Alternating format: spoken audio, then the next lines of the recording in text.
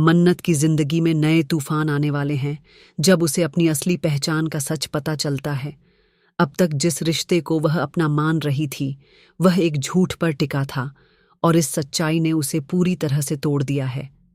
अपनी भावनाओं को संभाल न पाने की वजह से मन्नत अकेले समुद्र किनारे चली जाती है, जहां वह फूट फूट कर रो रही होती है। तभी वहां विक्रांत पहुंचता है और मन्नत को इस हालत में देखकर परेशान हो जाता है। वह धीरे से उसके पास जाता है और पूछता है कि आखिर क्या हुआ है, लेकिन मन्नत बिना कुछ कहे विक्रांत को कसकर गले लगा लेती है। उसकी आंखों से आंसू रुकने का नाम नहीं ले रहे और विक्रांत खुद को असहाय महसूस करने लगता है। मन्नत रोते हुए बताती है कि वह अब तक एक झूठे रिश्ते के सहारे जी रही थी, जिसे वह अपनी मां समझती थी। वह उसकी असली मां नहीं थी। यह सुनकर विक्रांत भी चौंक जाता है, लेकिन वह मन्नत को सांत्वना देने की कोशिश करता है।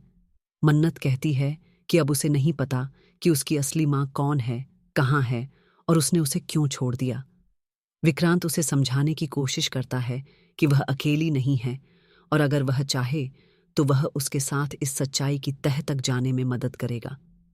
मन्नत पहली बार महसूस करती है कि इस वक्त अगर कोई उसका सच्चा सहारा है तो वह विक्रांत ही है। लेकिन विक्रांत भी मन्नत के लिए अपनी भावनाओं को नजरअंदाज नहीं कर पा रहा है। क्या विक्रांत मन्नत की मदद कर पाएगा? क्या मन्नत अपनी असली मां तक पहुंच पाएगी? क्या इन हालातों में विक्रांत और मन्नत के रिश्ते में कोई नया मोड़ आएगा?